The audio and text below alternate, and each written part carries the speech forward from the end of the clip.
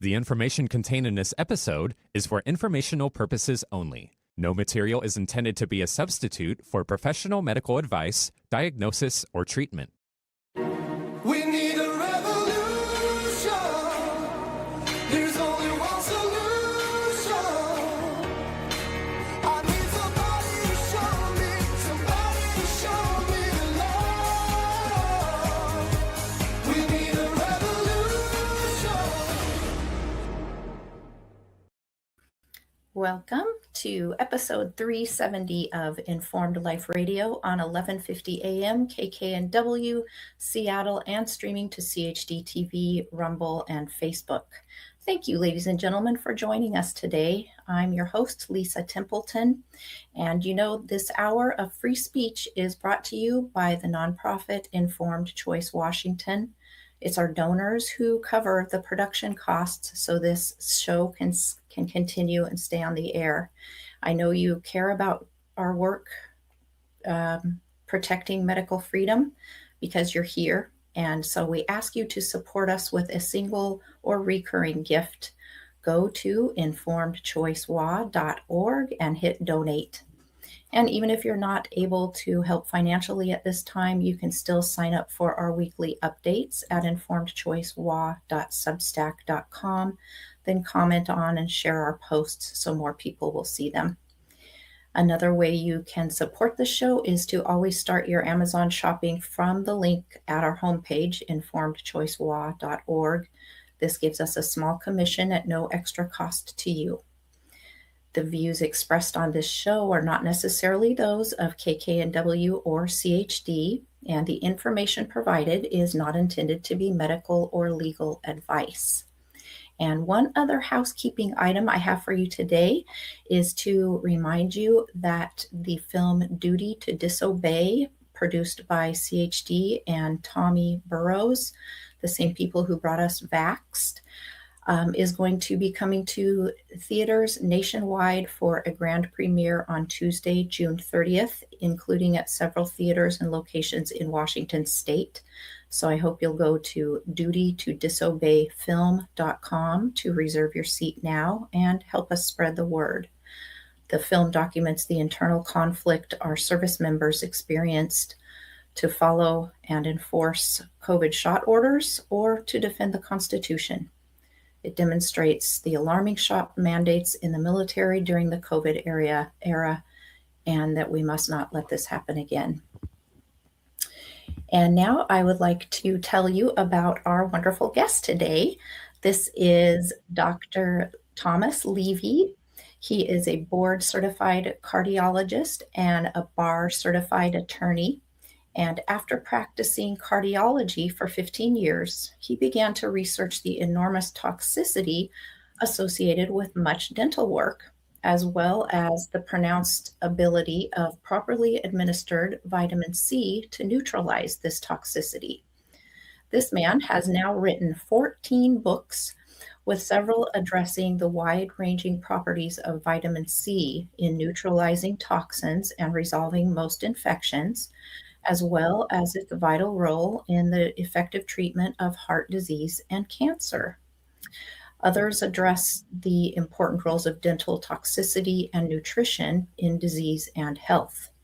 His 14th book, The Only Cause of Disease, has now been released, and it offers the best way to deal with persistent spike protein syndrome in chronic COVID and post-COVID vaccination individuals, as well as in dealing with the other toxins that induce disease these days. And the reason this kind gentleman has agreed to join us this day is because I had the pleasure of meeting him recently in Dallas at the National Health Federation conference, where he spoke and on whose board he also serves as part of the board of governors. So welcome, Dr. Thomas Levy. Glad you're here. Happy to be here, Lisa. Thanks for having me. Well, thank you. At the conference, you showed a rather surprising video. It was like a 30-year-old video in which you demonstrated the presence of iron filings in cornflakes. I think people could probably still find that on YouTube, but would you describe to our listeners and viewers what you showed with that? Yes, and you're absolutely right. Anybody can go to YouTube after listening to this if they like and just type in Dr. Levy iron video and you'll go right to it.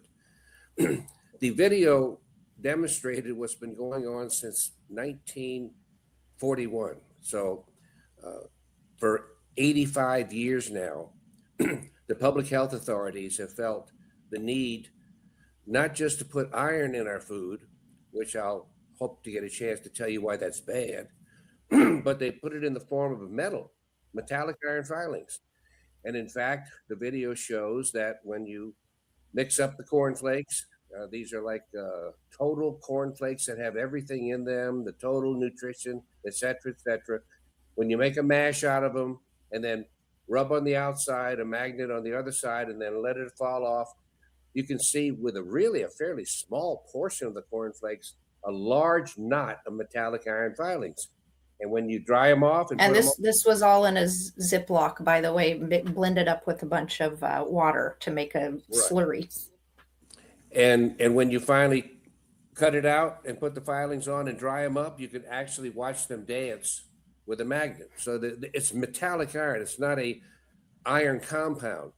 Now, the reason they did this was close to starvation times in many countries around the time of the World War, and they had populations that were severely undernutritioned, and they had many children with iron deficiency anemia. And so our public health geniuses at that time decided, well, the last thing we want to do is let any American child get iron deficiency anemia, except I can tell you, we're overloaded with iron. We're not underloaded with it. And nobody eating even a lousy American diet, but that still has plenty of nutrition in it, will ever get iron deficiency due to their diet. Nevertheless, that was the reason it got started. I don't know why they got the idea to put it in as metallic iron filings, although any form of iron is going to give you iron excess in your body. And I'll tell you about why that's bad in a moment. But it's gone on now for 85 years. Now, why is it? Oh, I'm sorry, go ahead. Sorry, is that specifically with iron or additional additives as well? Well, some are good and some are bad. I mean, they've also been putting niacin in our food for all that time, which is good. Vitamin B3, everybody's quite low in, and it's a very important vitamin to prevent a lot of different types of degenerative disease. I think they might have been putting thiamine in too, vitamin B1, which would also be good. But for the most part, somewhere along the line, you just have this myth, I guess, iron is good, iron makes you strong. Well, you absolutely need iron. Iron is what I call a toxic nutrient, okay? At a low level of intake, which is dictated by maintaining a normal vitamin D level while you eat any of a number of different diets. You don't need a specific diet, but as the iron presents itself in the intestine, having the right amount of vitamin D3 allows you to take up the amount of the amount of calcium and iron that you need. Now, the thing about the iron is, though, very little is needed, relatively speaking, and all you need is what is needed to make a normal amount of blood. Now, everybody likes to say, well, iron affects a lot of different enzymes in the body. Yeah, iron plays a lot of roles, but the amount that's needed for those roles is very tiny. So once you have a normal blood level, without being too melodramatic, you need no more iron at all. Amongst other things, iron is recycled continuously. So even though it does have a nutritious function at a certain level, like I just said, you excrete next to nothing.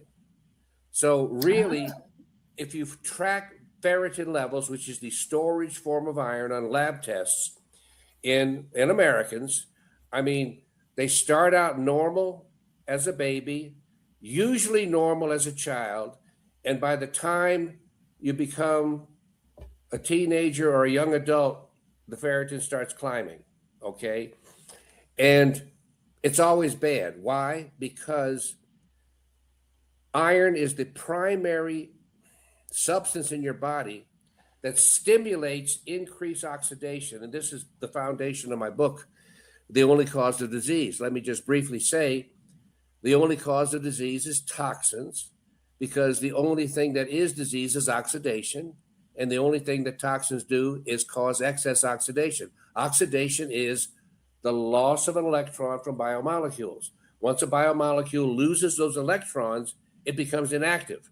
So not only with iron, but with any other toxin, if you have a wide variety of different toxins that you're exposed to, it will have a unique pattern and degree of biooxidation of biomolecules, and that's your disease. So you hear the term oxidative stress causing disease. Not really true. Oxidative stress is the disease. But anyway, the reason why iron is so pivotal in this is because iron, along with copper and along with calcium, they're actually what I call the three toxic nutrients, are the primary regulators of oxidative stress inside your cell. You take in extra toxins, sure, you get more oxidation, but when you always have a low grade level of iron inside your cell, and when you kick that iron level up, which you do with any sort of outside iron, metallic iron included, you increase the oxidative stress. And what did I just say? Increased oxidative stress is disease. So the more you take it, matter of fact, it's so crazy and so unrecognized. LabCorp, one of them, our big laboratories in the country, calls a quote unquote normal ferritin level 25 to 400 nanogram per cc. Well, I'm going to tell you, when you're getting around 400 nanogram per cc, you're getting into heart attack range. It's that profound a factor. And you should be getting phlebotomies and everything else you can to get the iron level down. Now, the real insanity of this too is any form of iron is bad. As long as you're increasing the iron, you're going to get these increased toxic effects inside the body, inside each cell. But for some reason, I don't know if it was economic, who knows what the rationale was, they decided not only to put iron in our food, but to put it in the form of metallic iron, absolute metallic iron. The filings. And the filings. And if you look at things as the way they go on in the body, when you swallow something like this, okay, number one, you're going to convert some of the iron into an absorbable form of iron, which you still don't want, but it allows you to absorb it as iron. And the rest of it will cause foreign body reaction. Okay. I mean, when you're taking something that's not really digestible or any other metal and put it in your intestine, continuing to take it in meal after meal after meal, you actually get an additional site of inflammation as to where every filing went, and you get an inflammatory reaction. Now, why is this bad? Well, my goodness, everybody these days talks about what? Gut health, gastrointestinal health. Well, retracing once again, oxidation induced by toxins, and here I'm calling iron a toxin because it oxidizes. Every time you swallow that, you're helping to oxidize the intestinal lining. And this inflames the ileum, you get leaky gut, this screws up the microbiome, pathogens start growing, and next thing you know, you have a huge growing area of pathogenic microbiome causing toxins and pathogens themselves to get inside the body. And a lot of docs these days are talking about how, and they should, how really all diseases pretty much seem linked to pathogens because we're disseminating these pathogens and these toxins throughout the body. And literally, we have Crohn's disease, we have chronic ulcerative colitis, we have irritable bowel syndrome, we have peptic ulcer disease, we have gluten sensitivity and what's called iliac sprue. All of these things, I'm going to tell you, are caused by swallowing sources of oxidative stress, of which iron is one. The other is the pathogens that end up growing inside our head and neck that we swallow, and those produce pathogens too, which is why, and I talked about this in my presentation, doing things like hydrogen peroxide nebulization and cleaning up the upper air tract, swallowing less toxins. It's amazing how many people start getting over their different gastrointestinal problems. But the point is, this affects not only in my statistical opinion, probably 85 to 90% of all Americans. Okay. And if it starts with the babies and ends up with the old folks, the only ones it doesn't affect are those who are motivated enough and uh, wealthy enough to stick to an organic diet that's nothing's been added to it. Okay. But every time you pretty much buy a box of anything, whether it's pasta, many different forms of rice, all the different flours, all the cookies, all these different things, you can find these iron filings in nearly all of them, although some of them will put in a different form of iron, but most of the time you'll see this. So this is the insanity we're dealing with. And as you heard me talk at the conference, I mean, good grief, Robert F. Kennedy Jr., please listen.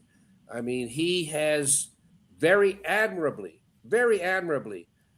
gotten the food companies to cut back and stop the food additives and the food colorings.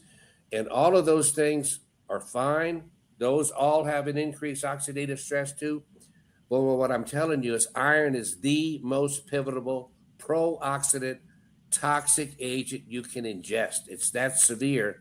And we're doing it on a routine basis. And all he would need to do, in my opinion, I think, is say stop. Because right now the food companies are having to change their formulas because the food additives and the food coloring. So they're looking at different forms of getting color in there. This, all you have to do is not add it. All I'm saying is don't add it. So that's where we go right now. And that's what's enormously frustrating. And hopefully we can reach some of the ears we need to reach with this program. At the end of the show, I'm very open. You have my email address and my website, and I welcome emails from anybody, not just about this, but if they have other questions too. Just not consultations. I can't offer consultations. Okay, give us your email, please. You already told me you would, so that's why I'm putting you on the spot.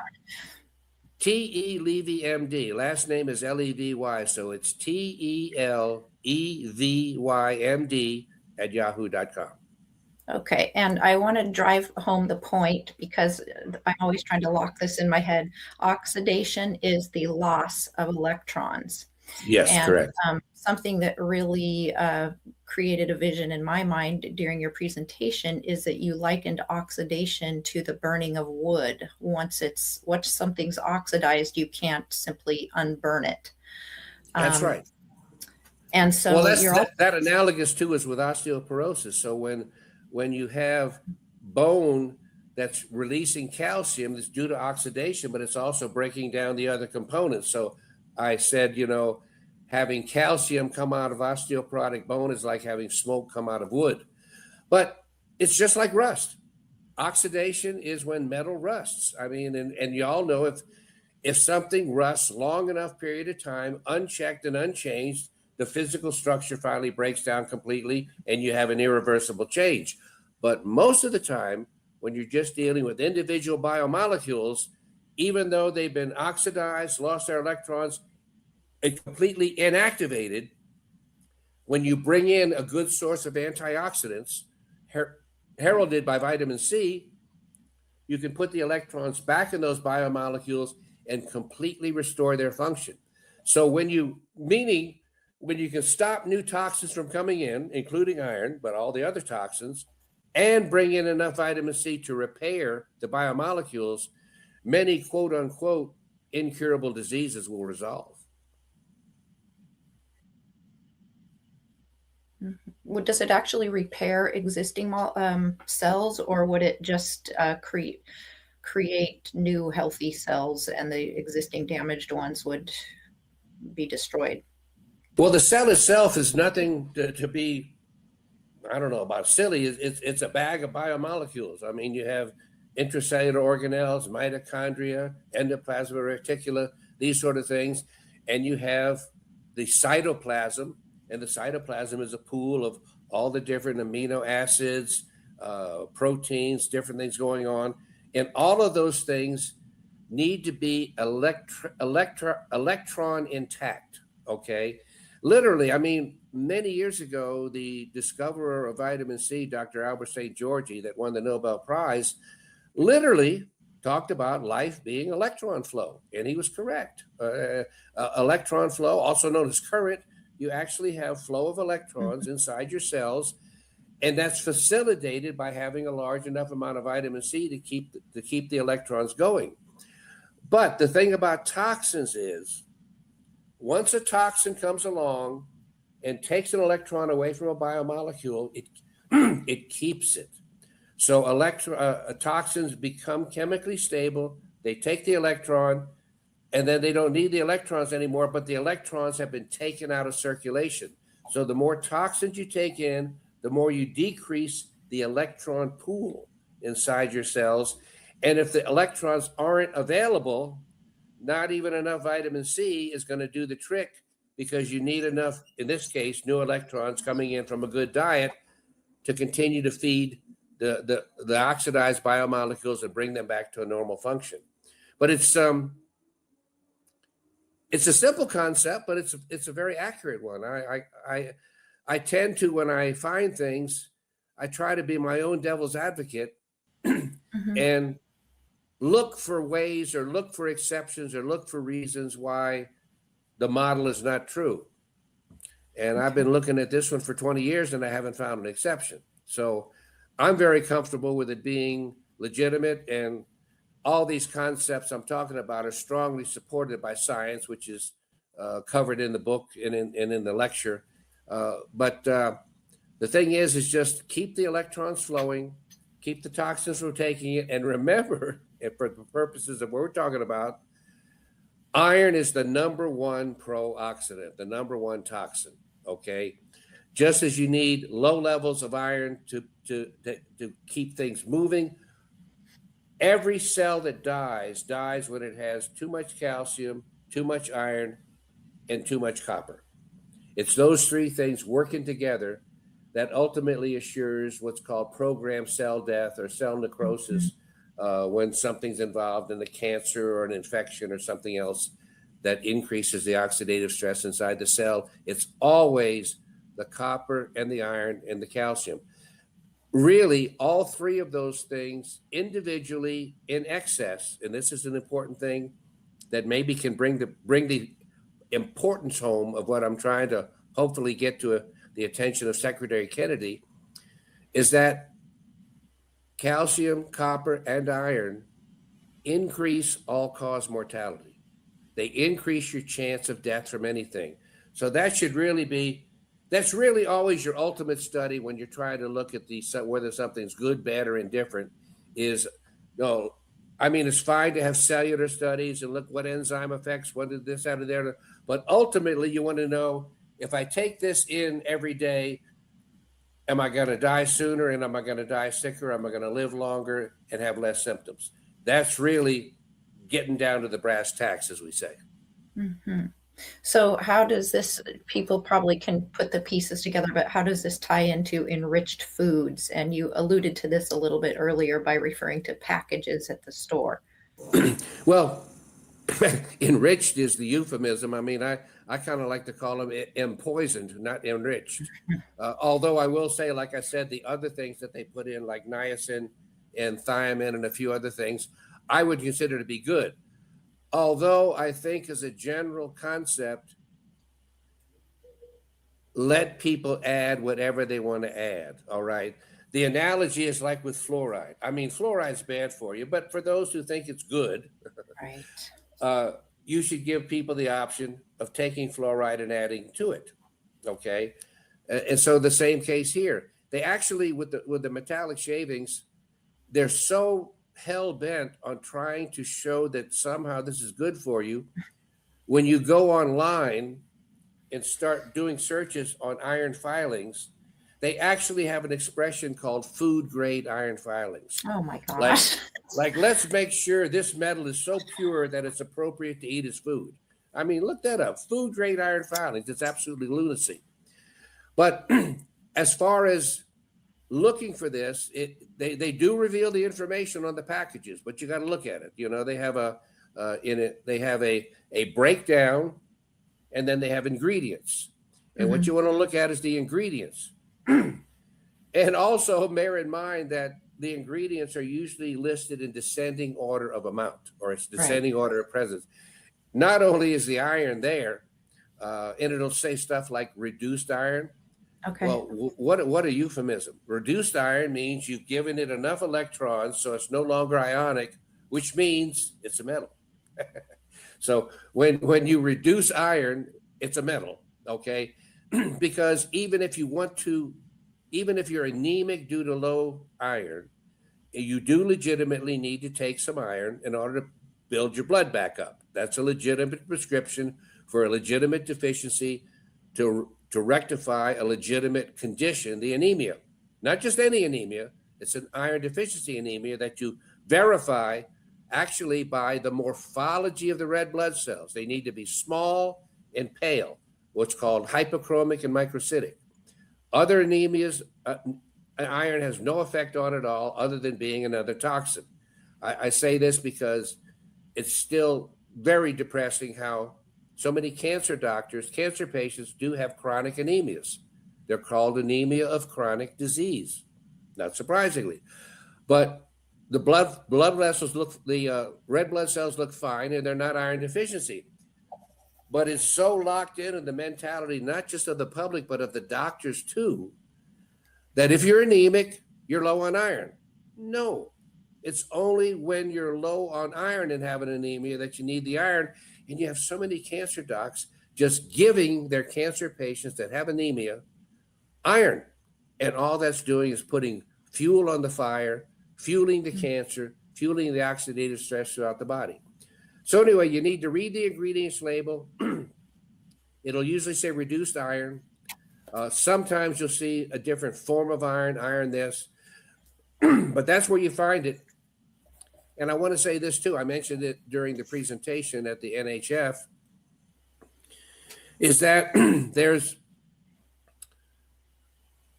different labels can be deceiving. I talked earlier about organic food. Well, and another form is gluten-free. Generally speaking, it seems like the food companies realize at some level that if somebody wants something organic or somebody wants something that's gluten-free, they don't want anything else in it. they're the ones they don't want to be having added things added to their food. And that's the case most of the time, but you still need to read the labels because I've come across organic foods and gluten-free foods that you got to read the label, they still have added iron to them. Most of the time not, but some of the times yes. So, as we say, buyer be aware. I mean, I still can't get over the insanity of it all. This is why we're getting together today. And unfortunately, a lot of our public health officials are much more politicians than they are doctors. Having said that, unfortunately, there's a lot of docs who don't fully realize or are aware of what I'm saying about iron and its toxicity. They just consider it to be one more form of a good thing to have in your multivitamin. And you should never, man or woman, be taking iron unless you have an anemia of iron deficiency. Okay, I have a couple of questions about what you said. So if the word iron appears on an ingredient list in any form, is that something you want to avoid? Absolutely, 100%. Okay. Yes. And then for people who do get diagnosed with anemia, I'm guessing there are specific tests. You mentioned actually looking at the blood under a microscope, if I understand correctly, to determine what type of anemia. And what comes to mind is for pregnant women, I know with at least 2 of my pregnancies, I was prescribed iron supplements for being anemic. So now I'm wondering if that was a big mistake. Well, number one, most pregnant women are not anemic, but if you are anemic and it's an iron deficiency anemia, then fine. But really, pregnant women are not routinely losing blood. So it's not a normal thing for a pregnant woman to have a blood loss iron deficiency anemia. But I think you're bringing up a point, and I'll tell you about it, is that so many obstetricians, gynecologists, they're back on that reflex. They just said, well, we don't want you to get an iron deficiency anemia, so we're going to make sure during your pregnancy, and they'll give you the iron. And there's no exceptions here.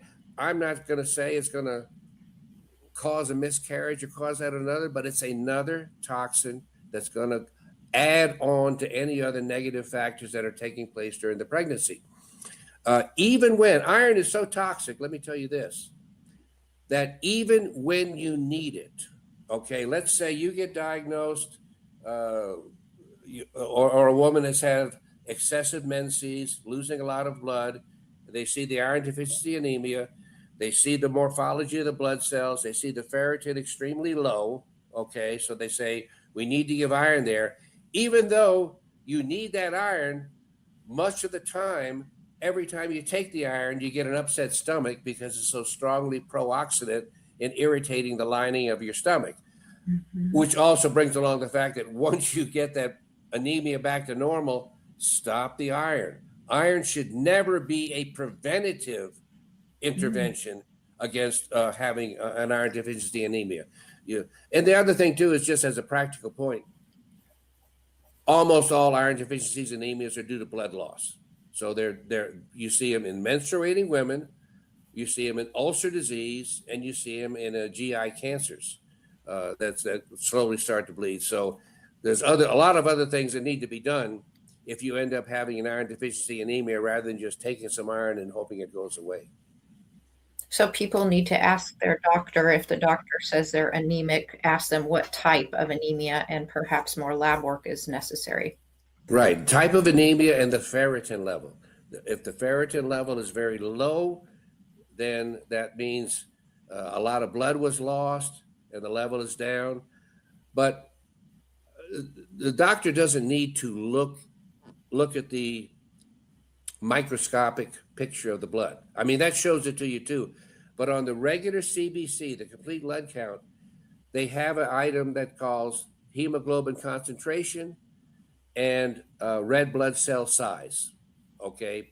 And so when the concentration is low and the red blood cell size is low, that's what you call hypochromic, low hemoglobin count, microcytic, small red blood cell size. So when you have those two things together, hypochromic, microcytic, with a low level of iron in the storage form, in the ferritin level, then absolutely you need iron. But if you're an adult, like I said, you also need a full medical workup to figure out where were you losing the blood, because across the board, if you're an adult and you have an iron deficiency anemia, you're losing blood somewhere. Okay. Yes. Which of your many wonderful books is this most completely explained, Dr. Levy? In this last book, The Only Cause of Disease, we go into it in some detail and talk about it in conjunction with the other things I mentioned, which I don't know, the chapter I forgot the exact name of the chapter, but it addresses what I call the 3 toxic nutrients: calcium, copper, and iron. And it really maddens me because copper and iron do pretty much the same thing inside the cells with regard to modulating oxidative stress. And wow, we have such a push out there, it seems, to legitimize copper as a beneficial supplement. And it's not. Very little gets excreted. You start taking it, you accumulate it. And just in the last year on PubMed, very clear-cut study, calcium supplementation increases all-cause mortality. So, I mean, but so many people have hitched their wagon to this copper supplementation, and written books and written articles and given out supplements. It's really tough to get people to ditch something that's sort of become a part of their identity, as well as their lifestyle, as well as their income. We could say that about so many things, couldn't we? Oh yeah, no doubt about it. I mean, I often torture myself by saying, well, what if I'm doing now and I find out it's really bad? Well, I'll deal with it. It hasn't happened yet, but you never know. Yeah, you got to have an open mind. And so, yeah, I think this also goes for you. You have a book called Death by Calcium, in which you challenge the common advice to take calcium for osteoporosis. I think that's another thing people have a hard time departing from, if that's what they've been doing and that's what they've been told to do. why is that detrimental to bones and causing kidney stones and calcification of blood vessels?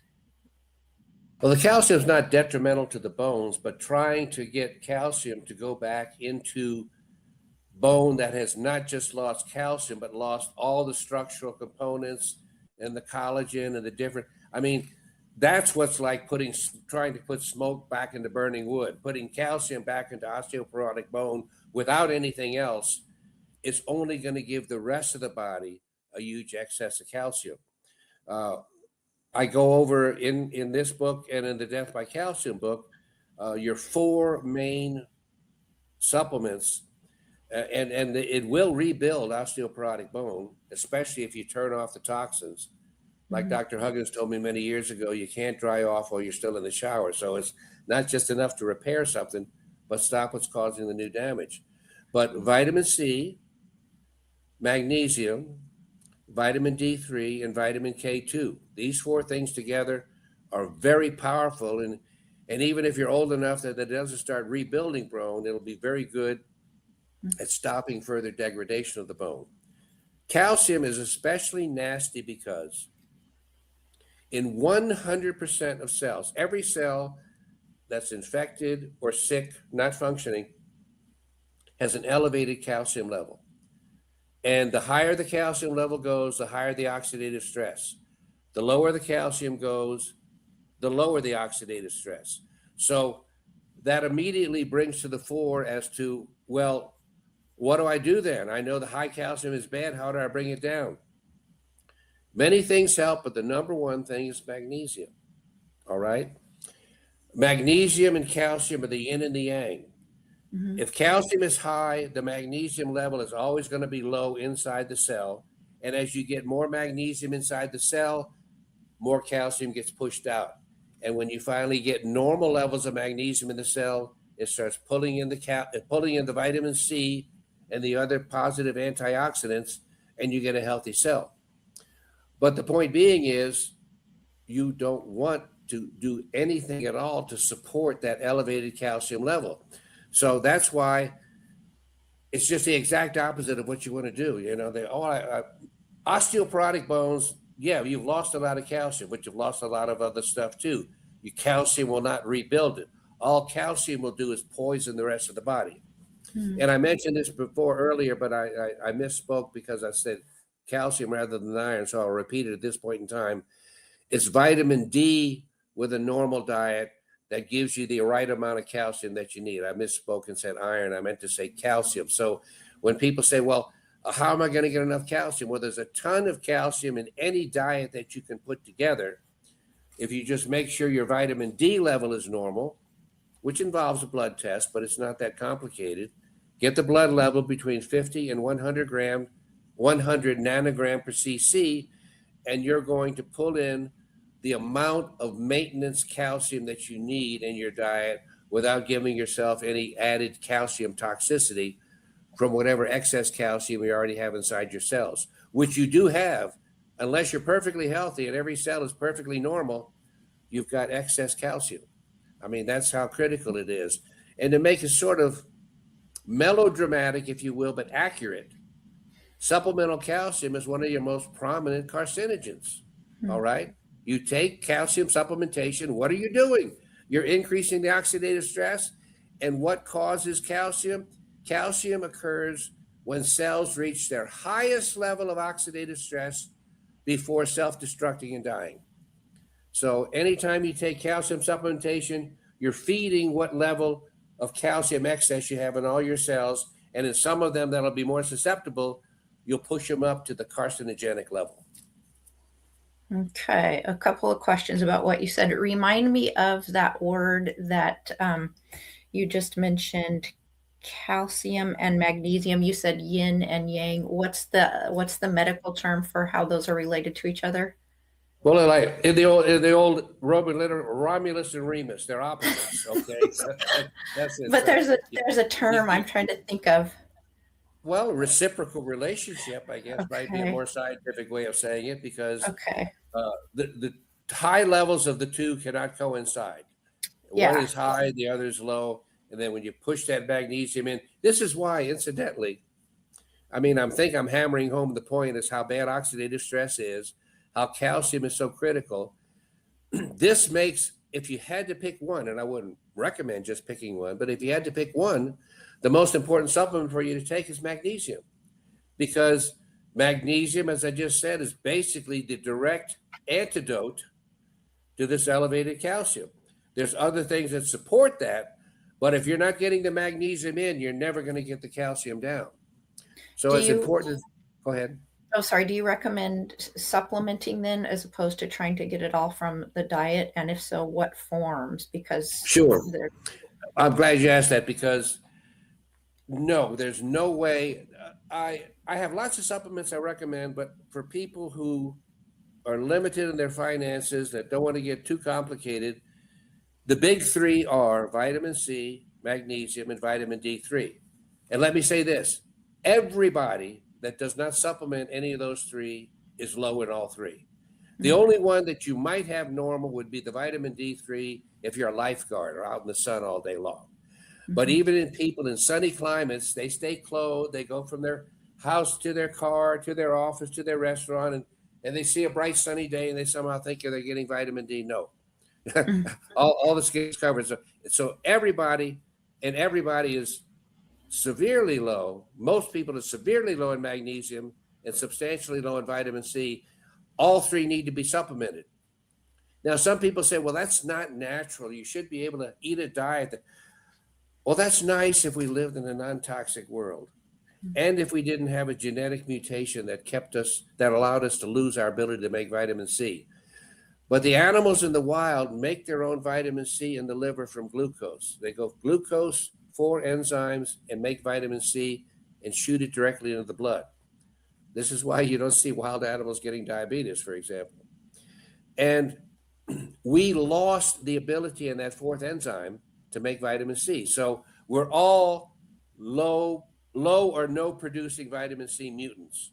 But that doesn't mean we don't need it, because I'm going to tell you, vitamin C is the most important molecule in your body to indicate that you're getting electrons where they need to go.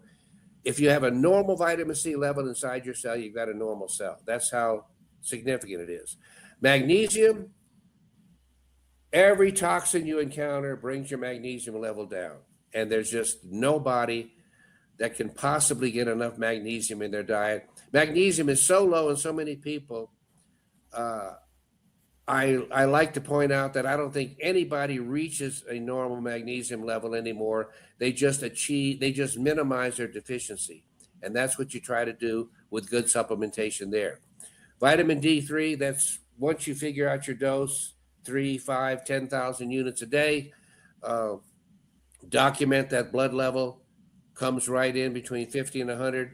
You don't need to be checking any more blood levels after that, because it stays very safe level at that level of supplementation. But those are your big three. And like I said, each one individually, each one decreases your all-cause mortality. So that's how important they are. and what forms of magnesium do you recommend, or should they avoid? Well, the thing is a good question too, because there's many forms of magnesium. And magnesium always comes as a compound, okay? Magnesium chloride, magnesium ascorbate, magnesium threonate. It's a cation magnesium positive charge, and an anion, the other part, that's negatively charged. So any of those forms will give you magnesium, and it depends on how expense, checking it, seeing if it gets in, but they all give you magnesium. So the question you need to ask is, which of the anions do I want? All right. Okay. Because like 10 or 11 or 12 different forms of magnesium, one might be glycinate, one might be chloride, one might be threonate, one might be citrate. Any of them will help take care of your low magnesium issues. But my recommendation in this day and age, by that I mean post-pandemic, but who knows what new bug is going to show up any day now. It's almost like they're looking for it. Now they're trying to create a scare for people with the hantavirus on the cruise ship and everything like this. Well, vitamin C and magnesium would take care of it, no problem at all. But I don't know, that information just seems to refuse to ever get out. But anyway, I recommend magnesium chloride. It's very simple, inexpensive, and it has potent anti-pathogen power all by itself. Briefly, back in the 1930s, Dr. Frederick Klenner found that infants and young children with acute polio, in the polio epidemic in North Carolina, he saw by his emergency room privileges 60 new patients with polio. And over a 5-day period, he cured all 60 with a combination of injectable and oral vitamin C. And he cured 57 of them in 3 days, and he needed 2 days to get the other 3. Well, amazingly enough, and very little known, it's roughly the same time in France, of all places, a Dr. Neveu, Neveu, also was seeing acute and semi-acute polio patients. And incredibly enough, all he gave these patients, anywhere from little infants up to young people, oral magnesium chloride solution. And he cured all of his cases of polio 100% with oral magnesium chloride. So, I mean, why not take a form of magnesium that also has such a powerful pathogen impact? Because paradoxically enough, in the literature, they show that in test tubes where they're looking at virus cultures, and we're talking about a virus cultures, it shows that magnesium sulfate increases virus growth, and magnesium chloride knocks it down. So you always have to do your due diligence, if you would. I mean, everybody's got all the information in the world available to them now. You go to any AI thing, ask a question, and not only ask the question and say, and please give me scientific references to validate what you're telling me, and you'll get an answer on anything immediately. So there's no reason to be a low information consumer at this point in time.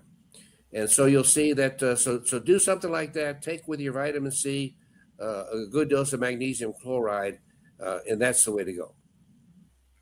Okay, and for the vitamin C, assuming it's not an acute situation, is it okay just to take the capsules? And another thing is, I read a while ago in the Weston A. Price quarterly journal that this ascorbic acid oftentimes is manufactured using GMOs. Well, I got to say this. I'm glad you bring all these points up, Lisa, is that a molecule is a molecule is a molecule. And all it has to, the things you need to be concerned with is purity, okay? Even if it was initially synthesized inside a GMO plant, if you purify it, GMO is irrelevant. Same sort of thing with ascorbic acid can be completely synthesized in the lab, or it can be extracted out of a fruit or a vegetable or something along those lines. And I will say this, of course, so we're always left with the question of how pure is it? Well, most supplement companies will give you a laboratory analysis so you can document purity there, number one. But number two is always remember that if there's any minimal amounts of any type of toxin present due to less than perfect purification, because no purification is perfect, okay? At the same time, you're being exposed to that toxin, whatever a tiny amount it is, you're taking the antidote to it, okay? Because vitamin C is your ultimate antitoxin. So I think people get a little bit too much. I mean, I can't speak for all supplement companies. I mean, I know how many companies say they have liposomes, for example, and they don't. So there's a lot of fraud in the supplement business. So I can't sit here and tell you for sure what supplement company is real and genuine and scientific, hard and working, and what's not. I mean, Live On Labs 20 years ago first made liposome encapsulated vitamin C, which when you take a good dose of it, is equivalent or even better than a good IV dose, amazingly enough, because of the fact that it gets inside the cells and doesn't consume energy. But since Live On started and had such success, you now see probably hundreds of supplements that have the word liposome stuck on them. And they have no liposomes at all. It's fraud. But until they get caught or until the Federal Trade Commission slaps their hand and says stop, they'll continue.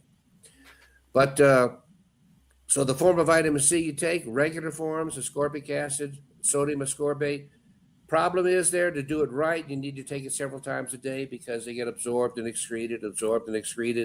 A good liposome form, like the Live On Labs I mentioned, a good large dose, 1, 2, 3, 4 grams, first thing in the morning, that's like a long-acting form. And so you don't need to take it all the time. One other thing that's covered in my book that really is good for people looking for ways to optimize not only their supplementation, but of course their health, and there's a whole chapter dedicated to this in the book, is the interaction and synergy between vitamin C and cortisol. Cortisol is hydrocortisone. Same thing. Cortisol is the natural hormone that your adrenal glands make.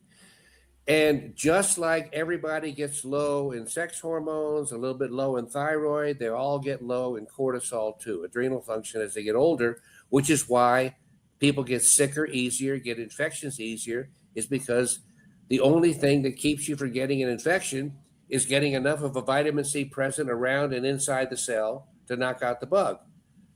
The primary role of hydrocortisone and cortisol is to push vitamin C inside the cell. So the only downside is it's a prescription drug. So you need to have a doc that's open to this, maybe read the book in the chapter and see what I'm talking about. But when you start combining 5, 10, 15, even 20 milligrams of hydrocortisone first thing in the morning with your first dose of vitamin C, you get those vitamin C levels way up inside your cell, and you're very strongly protected against infections and degenerative diseases. So that's a good way to go there.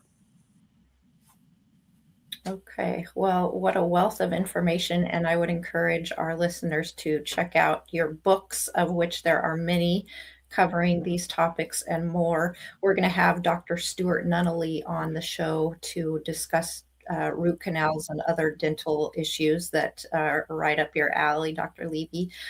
Tell people where they can find you, please.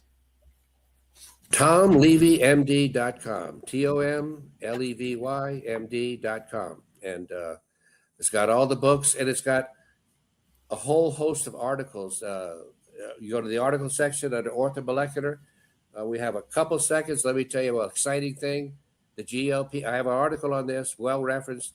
It appears the GLP drugs not only decrease all-cause mortality, a lot of people don't realize that, they also strongly pull vitamin C inside the cell, which is why they decrease all-cause mortality. So a properly dosed GLP-1 plus vitamin C is a very powerful anti-aging combination, as well as helping you maybe lose a few pounds. Oh, wow. Okay. I didn't expect you to throw us that curveball at the end here. Okay, people, go check out that article on Dr. Levy's website, TomLevyMD.com, and I'll bid you adieu. And thank you again for joining us, Dr. Levy. It was great having you. Very good. Thank you very much. Take care, Lisa.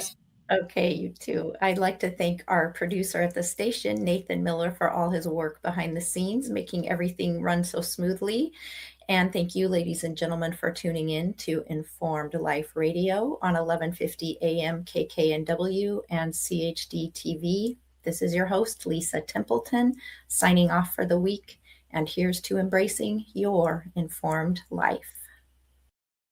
Informed Choice Washington is a nonprofit organization that advocates for healthy immunity, medical freedom, and fully informed medical consent. The right to make medical choices without coercion is fundamental to our civil liberties and a basic principle in all human rights declarations. To learn more, tune in each Friday from 4 to 5 p.m. to an Informed Life Radio and visit the website informedchoicewa.org. It's time to take a stand for medical freedom. Go to informedchoicewa.org today.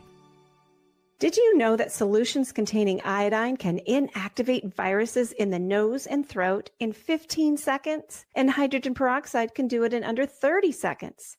Decades of studies, including many conducted during COVID, have shown that properly prepared and used nasal spray and gargling solutions can reduce your risk of infection, reduce viral load, reduce symptoms, and reduce transmission of viruses.